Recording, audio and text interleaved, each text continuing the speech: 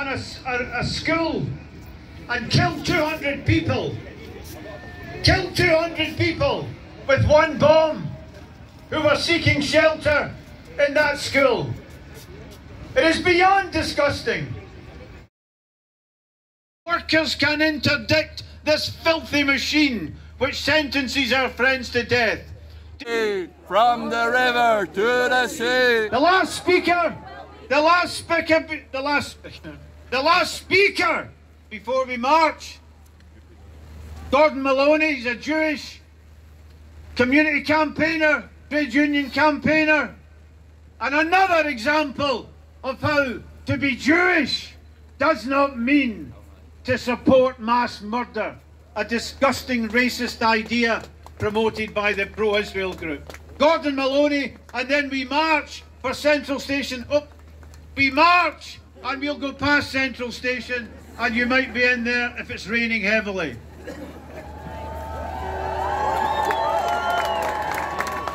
Friends, it is an honour and a privilege to be here with you today. The protests that have swept not just Scotland and the UK, but the whole world, send a crystal clear message that while our cowardly politicians and leaders hide behind the flimsiest and most pathetic excuses, that the world, the people, stand with Palestine, that the tide is turning and that we will win. Palestine will be free. Inshallah, God willing, Allah willing. But it has also been an honour and a privilege to come to these marches week in, week out, alongside thousands of other Jewish people here in Scotland and around the world, who like me, have watched not just Israel's atrocities and war crimes with horror and disgust, but have watched with horror and disgust as our politicians have used our historic suffering to justify them. So I am here today, not despite my Jewishness, but because of it. I am here today because I see in Gaza the stories that, like me, every Jewish child grows up with. When Israel's military is bombing schools and refugee camps and mosques and hospitals. When Israel's politicians go on TV to gloat and brag about the genocide that they're committing. And when the world's leaders don't just turn a blind eye, but actively defend and fund it. I think of the stories I grew up with. But those stories of racism, of extermination, of tyranny were only one part of our history. Because we also grow up with the stories of heroic resistance against impossible odds, of survival and rebellion, of victory against that barbaric tyranny and racism. And it is those stories that compel me to be here today. Because the Palestinian resistance today has the echoes of millennia of Jewish resistance.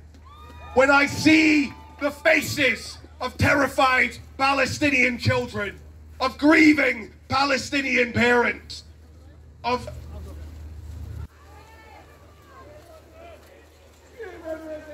and it is standing with Palestine. It's a moral duty for everyone, but for myself and thousands, hundreds of thousands of other Jews, it is a continuation of our own fight for freedom and dignity. And in that fight, Israel is no ally. It is crystal clear. I know what Israel represented to my parents' and grandparents' generation. That never again would we have to flee oppression and extermination. And so what a bitter, cruel betrayal of those hopes when Israel makes itself the biggest friend of the racist, fascist, anti-Semitic, far-right around the world. And this isn't new. From apartheid South Africa, to Bolsonaro in Brazil, to Donald Trump, who for God's sake they named a settlement after. Israel will happily accept the friendship and support of the most racist white nationalist leaders on earth. But anyone who thinks that that is how we defeat anti-Semitism is deluded. And I want to talk about the hypocrisy that we've seen. Let's talk about the way that anti-Semitism has dominated the headlines for years. But Islamophobia, racism, and xenophobia from every party is praised as getting tough. But why does anti-Semitism get so much coverage? It's not to protect Jews. It's to drive a wedge between the communities that should be united against white supremacy. It makes a mockery of anti-racism. But we cannot and we will not let them break that unity. And shame on anyone who tries to lift up one community by throwing the others under the bus.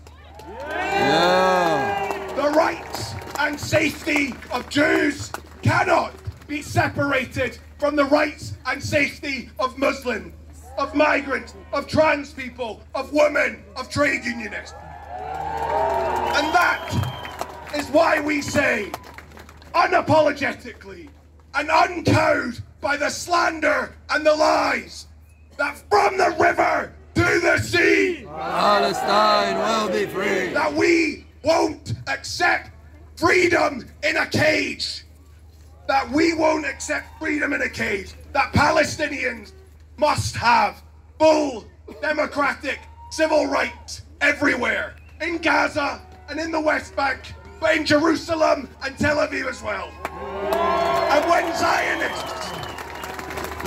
Zionists tell us that that is a cry to destroy Israel or to commit genocide, they tell us far more about their project than about ours.